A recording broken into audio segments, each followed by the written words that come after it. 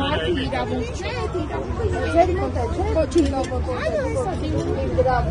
Նոր մյուս փաստանմանը ինձ ուղարկել, որ արդեն քննիչը տեղեկացված է, ներկայացնում ես իմ փաստաթղթերը, որ ինձ իմ կա, բայց չեն կա։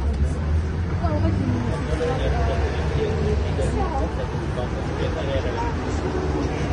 Բայց սա արդեն գործելագոտ է դարձել, որովհետև առաջին դեպքը չի, որ փաստաբանի պաշտպանի ներս միանշանակ, լավ է չեն ասում, որ ես վկա եմ դեպք կար, Դավիթյանի հետ հիշում եք, որ ասացին, որ իբրև ես վկա եմ։ Այսինքն, եթե խնդիր չունեք,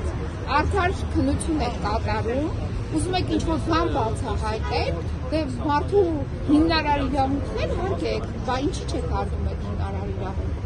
Հիմա ես պետք է ստիպված հանգ տամ ում մարդու իրավունքների պաշտպանին, միջազգային կազմակերպություններին, եւս մեկ անգամ խայտառակ եմ այս խայտառակությունը, ցույց տամ, որ ինչ խայտառակ համակարգ է։ Չնայած ամբողջ աշխարհում է այդպիսի համակարգը դարձել, այսինքն մարդու իրավունքները այլևս ոչ միտեղ չեն հարգվում,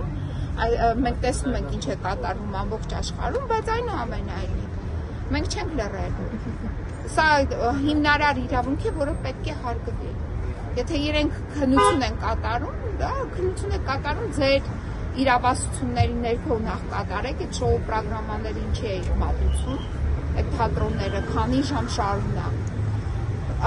Կարող եք հանգիստ հրավիրել հարցաքննության կամ նույնիսկ եթե ուզում եք քննչական գործողություն անեք, այդ նույն քննչական գործողությունը պետք չէ բերել այս համարտեսակ, հասցնել այստեղ անել։